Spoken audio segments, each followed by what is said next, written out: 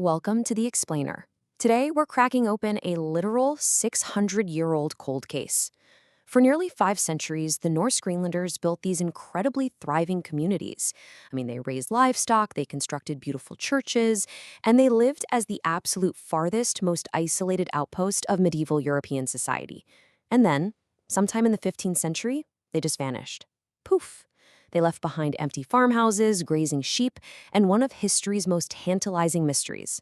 So today, we're going to dig into the real reasons the Vikings disappeared from Greenland.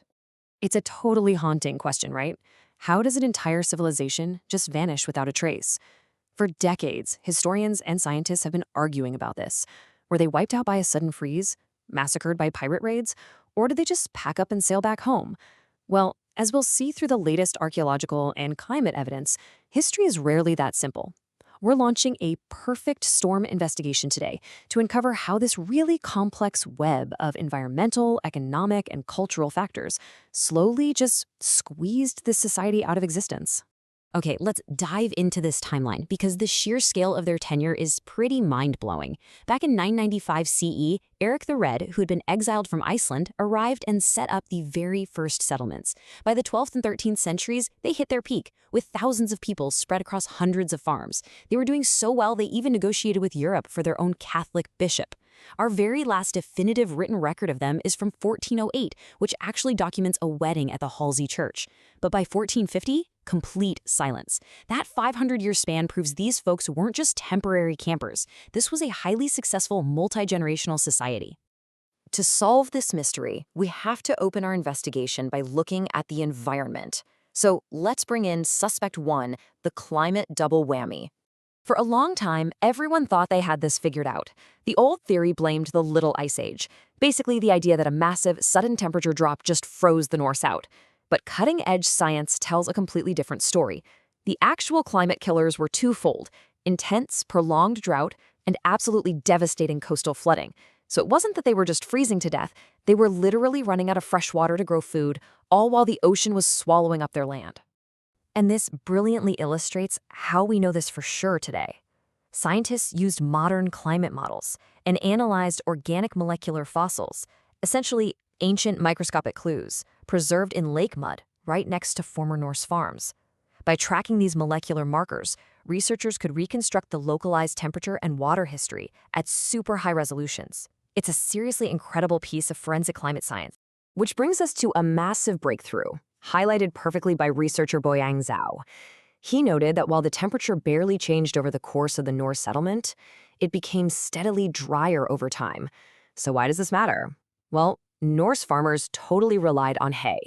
They had to keep their cattle and sheep locked in these dark barns all winter, feeding them stored fodder.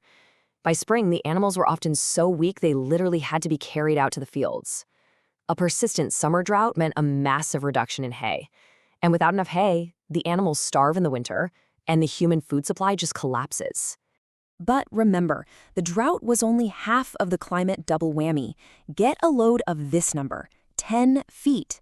At the exact same time the land was drying out, geological data shows that sea levels around the eastern settlement rose by more than 10 feet during the Norse residence. This is a catastrophic rise that flooded an estimated 79 square miles of land. To put that in perspective, about 75% of Viking farms were located within just 3,000 feet of these flood zones. So their fertile coastal pastures were literally being swallowed by the ocean, while the land that was left was just too dry to grow hay. It's a total nightmare scenario. All right, so let's transition from the local climate over to the global economy. This brings us to Suspect 2, the economic crash. You see, the Norse Greenlanders weren't entirely self-sufficient. They relied heavily on importing essential iron and timber from Europe. And to afford all that, they built their entire survival on a very specific, super niche luxury market: walrus ivory. The wealth here is staggering. In the year 1327, a single shipment of 802 kilograms of walrus tusks from Greenland was worth the equivalent of 780 cows, or 60 tons of dried fish. They used this massive wealth to pay church tithes and build stone cathedrals. Walrus ivory was the absolute backbone of their entire economy. But, markets are fickle, and this one, it completely bottomed out. By the 14th century, European demand for walrus ivory just crashed. African elephant ivory started flooding the European market, completely replacing walrus tusks as the luxury item of choice. At exactly the same time, Germanic Hansa merchants took over the North Atlantic trade routes. And guess what? The Hansa didn't care at all about luxury ivory. They were looking for bulk goods like fish and fish oil.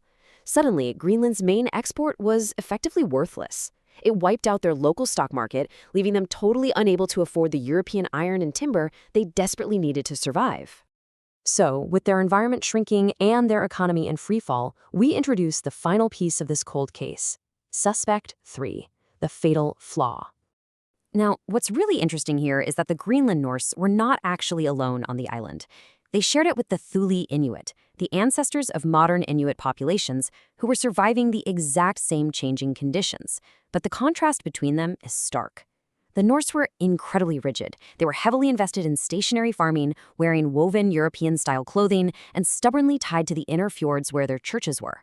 Meanwhile, the Thule Inuit were totally nomadic. They focused entirely on marine resources, wore highly specialized Arctic survival gear, and flexibly moved around the outer fjords. The Norse were grounded, but the Inuit were beautifully mobile. The Inuit absolutely thrived because of this highly specialized survival toolkit. They maintained extreme coastal mobility, meaning they could just follow the food. They utilized toggle harpoons, which brilliantly let them catch seals right through the winter ice when food was the most scarce. And they used skin-covered umiak boats to hunt massive bowhead whales and ringed seals. The Norse tragically violently rejected or just flat out ignored this technology. They refused to adopt the toggle harpoon, and they wouldn't use the skin boats. In their minds, they were European farmers, definitely not Arctic hunters. Now, to be fair, the Norse did try to adapt. Actually, archaeological evidence at places like Igalaku shows they were digging these desperate irrigation channels to try and capture water for their dying pastures.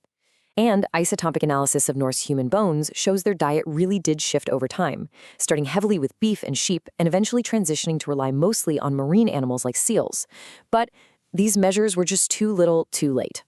Shifting to a marine diet without adopting that superior Inuit hunting technology like the winter harpoons made hunting incredibly dangerous and unpredictable. Ultimately, it just wasn't enough to support their rigid European-style society. Which brings us to the conclusion of our investigation. The verdict. The perfect storm. So the crucial point is, when we look at the disappearance of the Norse Greenlanders, we can't just point to one single smoking gun. It wasn't one big cataclysm. It was the slow, agonizing squeeze of 4 compounding factors. You had the persistent drought starving their vital livestock. You had rising sea levels literally eroding the ground right out from under their farms. You had the collapsed ivory trade, cutting off their only lifeline to European supplies. And finally, their stubborn isolation, their refusal to learn from the thriving Inuit right next door, robbed them of the very survival tools they needed. It was just a slow, agonizing compounding of systemic failures over decades. Which leaves us with a pretty provocative final question to ponder. We tend to look at history as something safely locked away in the past, right? But the Norse were a highly successful 500-year-old society that ultimately fell victim to changing weather patterns, shifting global supply chains, and basically an inability to let go of their old way of life. If our climate and economy shifted tomorrow, how quickly would we adapt? Would we learn from others and change our ways? Or would we stubbornly cling to the past until we too disappeared? Thank you so much for joining me for this explainer. I hope it completely changes how you view history and maybe even the future.